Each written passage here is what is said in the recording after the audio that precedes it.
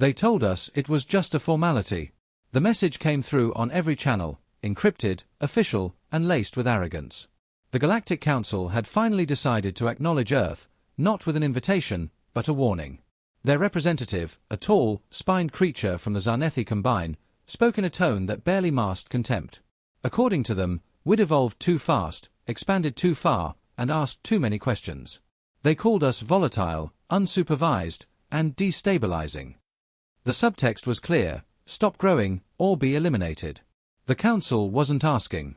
They were demanding compliance. Surrender. Silence. I was on Lunar Base Alpha when the declaration hit. Even here, surrounded by titanium walls and vacuum beyond, I could feel the tension ripple through command. Everyone stared at the screen like it might bite. Orders began flowing within minutes. High Command knew this was coming. The fleets were on standby. Our AI warnets were already pinging threat vectors. Mars Shipyard initiated blackout protocols and began assembling dreadnoughts in orbit. Earth didn't hesitate. The President's reply was short, almost anticlimactic. 6 words: we do not recognize your authority. No long speeches. No appeals. Just a line drawn in cosmic sand. I didn't think I'd be on the front lines. My division specialized in orbital breach and hard landings, usually used against pirates and rogue terraformers. But now, they needed us for something bigger. Something historic. Command uploaded full war protocols and declared total mobilization. The Council expected fear, deference, submission. What they got instead was an angry, united species with 1 billion years of evolutionary stubbornness and nothing left to lose. Humanity had survived extinction more times than we could count. Now we were being told to roll over for bureaucrats in floating palaces. Not a chance. We were going to war. The orders came in before I even packed my gear. Mobilization wasn't optional, it was expected. By nightfall, I was aboard the TNS Retribution *, a Titan-class strike cruiser bound for the edge of Sol space. No time for goodbyes. No time to think. Just the hum of fusion engines and the heavy silence that settles before a storm.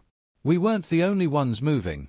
Across the solar system, colonies activated defense grids, mining fleets reconfigured into mobile artillery platforms, and orbital elevators ran non-stop ferrying troops, ammo, and equipment. Earth had planned for this. Not this exact threat, maybe, but for something like it. Deep down, we always knew we wouldn't be left alone forever. The first target was a Council outpost near the asteroid belt, just a relay station, really, but a strategic one. We hit it hard, fast, and without mercy. 0 survivors. Not because we wanted to send a message, but because they fired first. Their automated defenses locked onto our drop pods before we even breached their perimeter. No trial, no warning, just eradication. So we returned the favor. I remember the smell of scorched alloy, the flash of kinetic rounds bouncing off alien hulls, and the way the station's artificial gravity failed mid-battle. We fought upside down, sideways, in vacuum and fire. By the time we secured the control deck, half my squad was dead. But we'd won. Barely. That night, as I floated in my bunk with blood still under my fingernails, I replayed the Council's message in my mind. For the sake of galactic harmony, Harmony. They used that word like it meant peace. What they really meant was control. But humans don't bend. Not without breaking something first. The Council had made a mistake. They thought we were alone. We weren't. The Council's retaliation was immediate.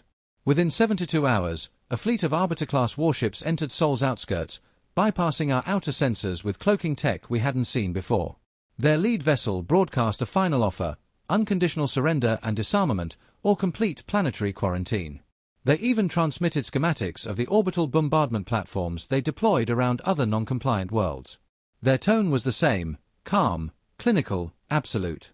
We answered with a salvo of railgun slugs that tore through their vanguard. The Battle of Neptune was our first real test.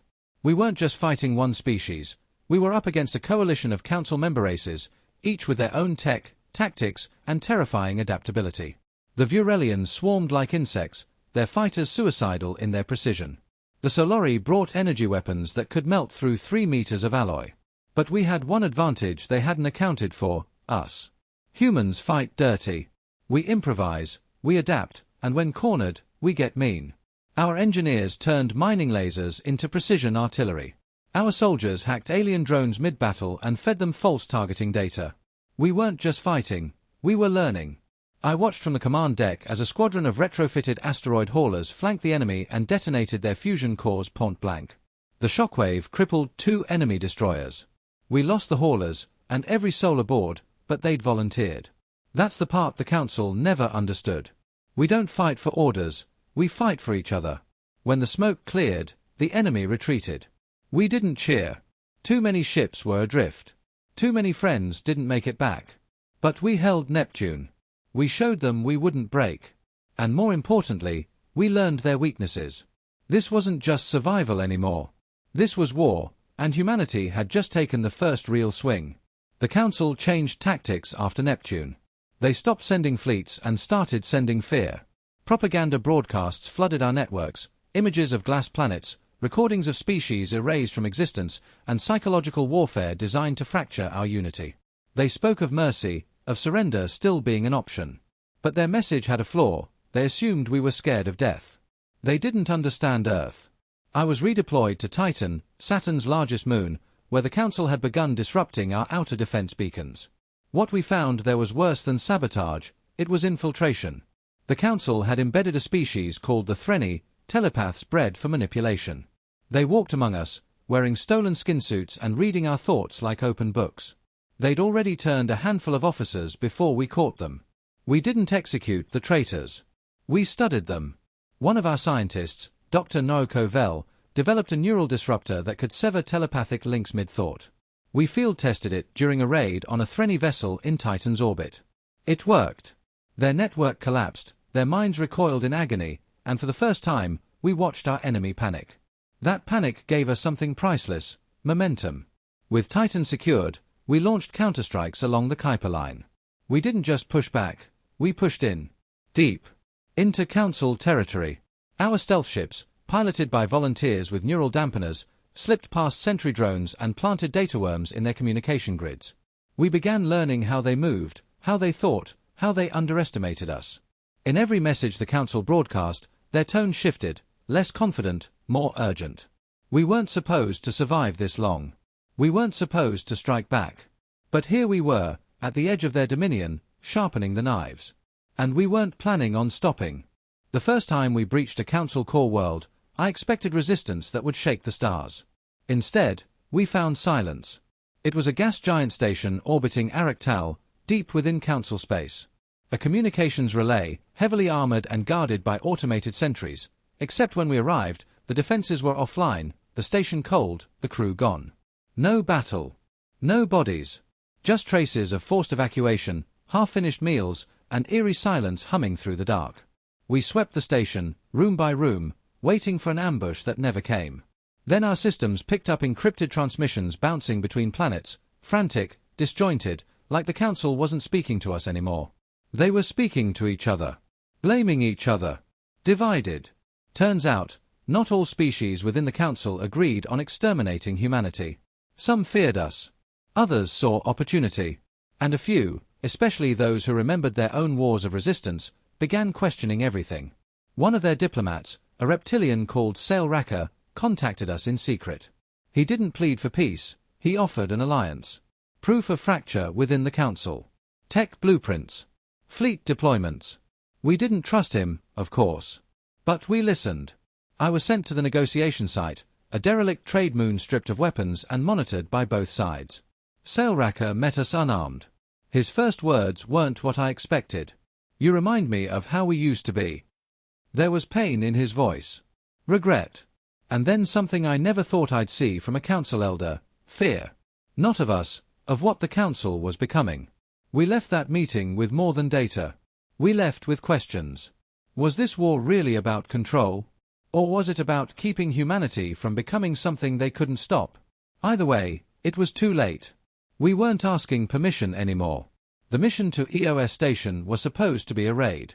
Quick in, data extraction, and out before the Council's long-range patrols could respond.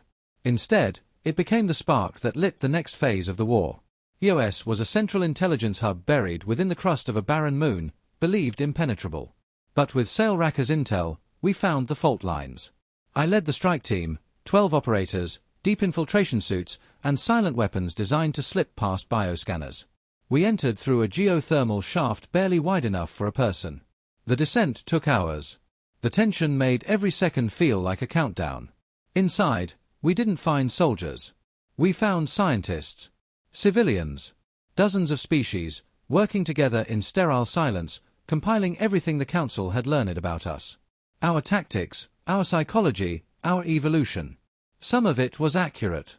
Most of it was wrong. They saw us as irrational. Emotionally volatile. Dangerous because we feel too much. What they failed to realize is that emotion is not a weakness. It's our edge. Rage drives us to act. Grief makes us remember. Love binds us together. And fear. Fear just makes us faster. We planted charges throughout the core. We copied everything. And before we exfiltrated, I made sure one message remained blinking on their screens. Asterisk, we are not afraid of you. Asterisk. As EOS burned behind us, Council panic echoed across their networks. Not because of the damage, but because they didn't know how we did it. We had proven we could go anywhere, reach anything, and that their knowledge of us was a flawed illusion. They wanted to define us with their data, but we were never meant to fit into their models. They weren't facing a species. They were facing a storm. We didn't wait for the Council's response. By the time they realized EOS was gone, we were already on the move. Every fleet, every hidden Earth outpost, every alliance we'd secured now converging toward the Council's central world, Archenis Prime. It wasn't just a military campaign anymore. It was an uprising. Sailracker had vanished after EOS, presumed executed by his own kind, but his sacrifice had already shifted the tide. Dissident factions within the Council began defecting. Some offered ships. Others intelligence. A few simply stood aside and let us pass. The cracks were now ruptures. The Council's unity, the very foundation of its power, was collapsing. I stood aboard the TNS Revenant *, the new flagship, orbiting just outside Archenis Prime's defense grid. The planet glowed beneath us, a vast city world of glittering spires and buried fear. They still outnumbered us. Still outgunned us. But they didn't understand us. The final transmission from the Council came through. A voice I didn't recognize spoke on behalf of a crumbling empire. There was no threat this time. No demand. Only a question. Asterisk, why are you doing this? Asterisk. I answered without hesitation. Because you gave us no choice. We launched within the hour.